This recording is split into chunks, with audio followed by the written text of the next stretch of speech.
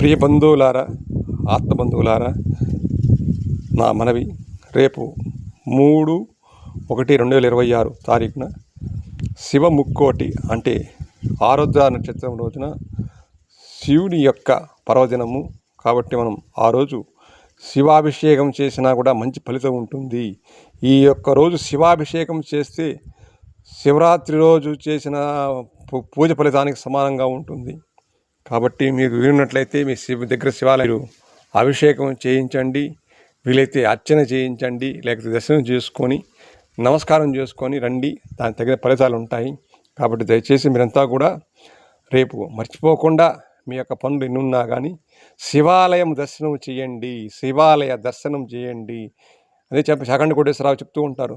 ఎవరైతే శివాలయ దర్శనం సందర్శనం చూస్తూ ఉంటారో వాళ్ళకి తెలిసి చేసిన తెలియక చేసిన పాపాలన్నీ కూడా తెలిసి చేసిన పాపాలన్నీ కూడా పోతాయి. కాబట్టి దయచేసి మీరు శివాలయం సందర్శించండి. వారానికి ఒక్కసారైనా సోమవారమైనా శివాలయం దర్శించండి. శివుడే మొట్టమొదటి దేవుడు, ఆది దేవుడు అంటారు. కాబట్టి మీరంతా కూడా శివనామన స్మరణ చేస్తూ రేపు మంచి భక్తితో శివుని ఆరాధించినట్లయితే తప్పనిసరిగా మీకు ఆ యొక్క శివుని యొక్క కృపా కటాక్షలు మీ మీద ఉంటాయి అనేది నేను చెబుతున్నాను.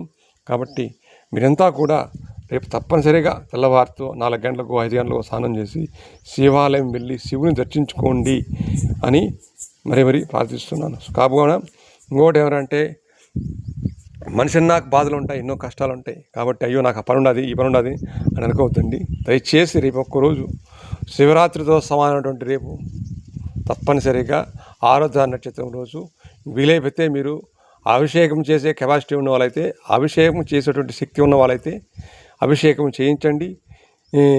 ఇంకా లేదు అర్చన చేసేవాళ్ళు అర్చన చేయించండి. మీ శక్తి కూడా మీరు ఆ యొక్క శివునికి ఏది చేసినా కూడా దానికి ఫలితం అనేది ఉంటుంది. కాబట్టి దయచేసి మీరు ఆ యొక్క శివారాధన రేపు తప్పనిసరిగా చేయండి అని నేను ప్రార్థిస్తున్నాను. శివుడు అంటే అందరికీ అభిమానమే. శివుడికి పూజ చేయాలి, అందరికీ అభిమానం ఉంటుంది.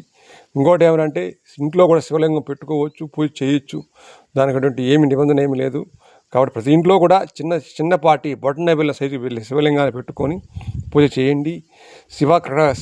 శివయ్య యొక్క కృపా కటాక్షాన్ని పొందండి అని నేను మీకు విన్నవించుకుంటున్నాను. ఓం నమ శివాయ, హర హర మహాదేవ, శంభో శంకర, నమశివాయ నమశివాయ అని రోజు కూడా చెప్పండి. ఎక్కడ పోతే అక్కడ చెప్పుకోండి. నమశివాయ మంత్రం మించింది ఏది లేదు.